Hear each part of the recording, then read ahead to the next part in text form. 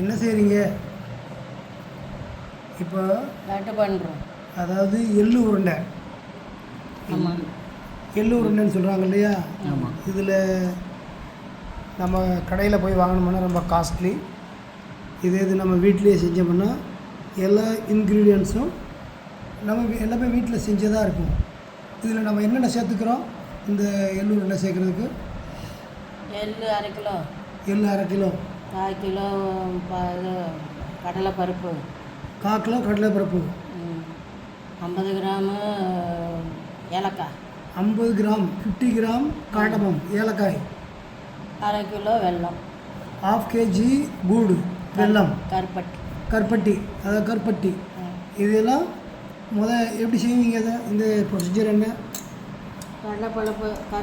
கடலைப்பருப்பை வறுத்து வச்சுட்டு வறுத்துட்டு அரை போட்டு நல்லா மிக்சியில் போட்டு அரைச்சிடணும். சரி.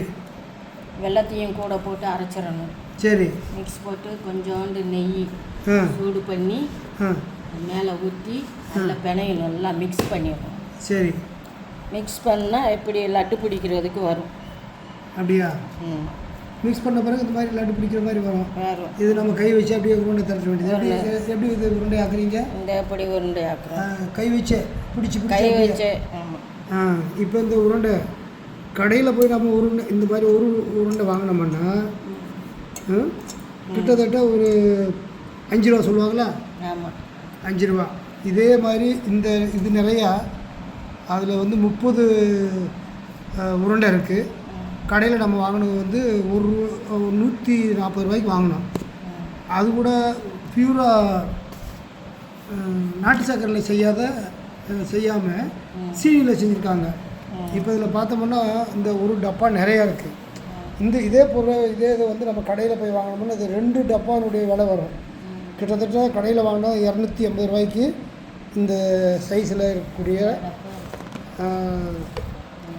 டப்பாவில் வர்ற எள்ளு உருண்டை வந்து மொத்தத்துலேயே 30 தான் இருக்கும். ஆனால் இதில் இப்போ பார்த்தீங்கன்னா இது உருண்டையே பெருசு. இந்த உருண்டைய சைஸும் பெருசு. அதில் வந்து ரொம்ப சிறுசாக இருக்கும். அதில் 30 உருண்டை இருக்கும். ரொம்ப சிறுசாக. சரி, இந்த உருண்டை பிடிச்சி வச்சு இதனால் என்ன பிரயோஜனம்? இதில் என்னென்ன லாபம்? நம்ம உடலுக்கு என்ன நன்மைகள்? நல்ல சத்து. அதாவது நல்ல ஒரு டைம் பாஸ்க்கு ஸ்நாக்ஸ் மாதிரி சாப்பிடலாம். வேறு எந்த ஒரு சைடு எஃபெக்ட் இல்லை. எள்ளு வெல்லம் ஏலக்காய் இதெல்லாம் சேர்ந்துருக்கிறதுனால ரொம்ப சத்தான ஒரு இதுதான் இது ஸ்நாக்ஸ்ன்னு சொல்கிறது. டைம் பாஸ்க்கு நல்லா சாப்பிட்லாம். வேறு வெளியில் வந்து பொரிக்கிற ஆயில் இல்லாத ஒரு ஐட்டம் இல்லையா? ஆயில் இல்லை, மசாலா இல்லை, உப்பு இல்லை, உரப்பு இல்லை, எதுவுமே இல்லை. ஆனால் எல்லாமே சத்து தான் 100%. அதனால் இது மாதிரி நம்ம எது செஞ்சாலும் வீட்டில் செய்து சாப்பிட்ற பொருளுக்கு விலை மதிப்பே இல்லை. அந்தளவுக்கு நல்ல ஒரு ஸ்நாக்ஸு, நல்ல பைட்.